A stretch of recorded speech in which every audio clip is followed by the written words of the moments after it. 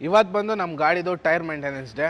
ಮನುಷ್ಯರಿಗೆ ಚೊಪ್ಲಿ ಎಷ್ಟು ಮುಖ್ಯನೋ ನಮ್ಮ ಗಾಡಿಗಳಿಗೆ ಟೈರ್ ಕೂಡ ಅಷ್ಟೇ ಮುಖ್ಯ. ನಾವು ಚೊಪ್ಲಿನ ಹೆಂಗ್ ಒಂದ್ ಸೈಡ್ ತುಳಿದಾಗ ಹೆಂಗ್ ಸವಿತಾವೋ ಹಂಗೆ ಟೈರ್ಗೂ ಅವಾಗ ಮೇಂಟೆನೆನ್ಸ್ ಮಾಡಿಲ್ಲ ಅಂದ್ರೆ ಗಾಡಿಗಳಿಗೆ ಅವು ಒಂದೇ ಕಡೆ ತಿನ್ನಕ್ ಸ್ಟಾರ್ಟ್ ಆಗ್ತದೆ. ಹಂಗಾಗಿ ನಮ್ಮ ಟ್ರಕ್ನ ಟೈರ್ಗಳನ್ನ ನಾವು ಕೇರ್ ಮಾಡೋದು ಅಷ್ಟೇ ಮುಖ್ಯ.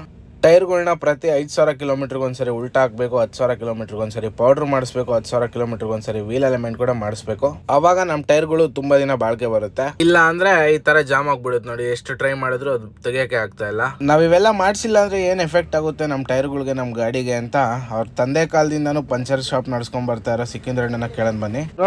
ಏನು ಗುರು ಟೈರ್ ಪೌಡರ್ ಹಾಕೋದು? ನಿಮಗೆ ಟೈರ್ ಲೈಫ್ ಬರ್ತದೆ. ಪೌಡರ್ ಹಾಕಿಲ್ಲ ಅಂದ್ರೆ ಜಾಮ್ ಆಗಿ ಒಂದ್ಸತಿ ಪಂಚರ್ ಆಯ್ತು ಅಂದ್ರೆ ಸೈಡಿಂದೆಲ್ಲ ಏರ್ ಬಂದ್ಬಿಡ್ತದೆ ಈಟ್ ಕಚ್ಕೊಂಡು.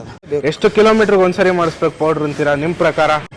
10,000ಕ್ಕೆ ಮಾಡಬೇಕು, ಬೇರೆಯವರು 15,000ಕ್ಕೆ ಮಾಡಿಸ್ತಾರೆ. ವಿಡಿಯೋ ಇಷ್ಟ ಆದ್ರೆ ಲೈಕ್ ಮಾಡಿ. ಇದೇ ತರ ಟ್ರಕ್ ಬಗ್ಗೆ ಇನ್ಫಾರ್ಮೇಟಿವ್ ವಿಡಿಯೋಸ್ ಬೇಕು ಅಂದ್ರೆ ಇವಾಗಲೇ ನಮ್ಮ